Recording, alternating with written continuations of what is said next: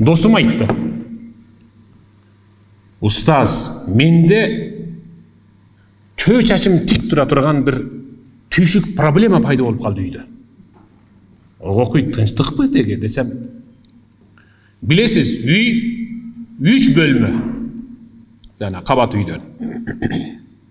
Азыр акыркы типтеги салынып аткан. Мыкты шарттар бар келишкен.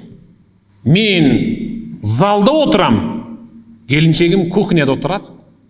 Ушул телефонду кармаган, саркеч кийимдерди көрүү менен, тамак аштардын түрлөрүн көрүү менен эмне кылып атасың десем, муну оларды үйрөнүп атам дейт. Бирок анын аркасынан ал башка бирөөлөр менен да жазышып атат.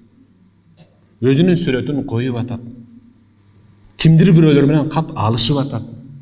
Ошентип менин келинчегим менден алыстай берди.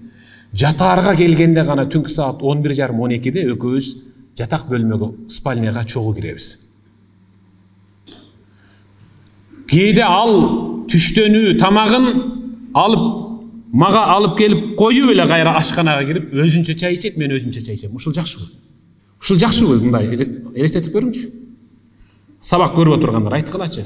Кимиңердин үйүңөрдө ушундай түйшүк болуп атат? Көпчүлүгүнүн үйүндө ушундай түйшүк болуп атат. Мага Россиядан жакын эле чалып ыйлактады. Устаз, эгерде келем десеңиз, мен Москвага чакырайын, келиш-кетиш билетиңизди алайын, менин үй бүлөмдө өтө жаман иш болуп атат.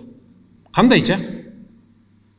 Менин келинчегим башка бирөө менен жалышып, аны менен жада калса, ар кандай бир бузук сөздөрдү, бузук сүрөттөрдү алмашып жөнөтүшүптүр. Бул кылганың жарабайт да, экөөбүздүн 2 уулубуз бар, 1 кыз, 1 уулубуз десем, сенден күтпөгөн комплименти мен мындан күткөндүгүм, мындан уккандыгым үчүн мен ушуга берилип кетип бартам. Мына бузук. Эң бузуку болгон телефон менен алып урушкандыгы үчүн анын турмушу жарака кетип бузулуп атат.